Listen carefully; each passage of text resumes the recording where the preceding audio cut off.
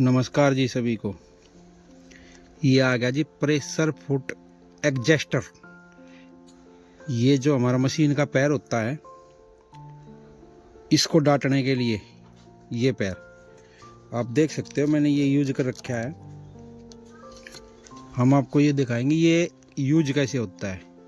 इसमें एक बार पेचकस की आवश्यकता पड़ती है, एक बार बार नहीं। एक बार यूज करोगे, एक बार पेचकस की आवश्यकता पड़ती है, दोबारा नहीं पड़ती।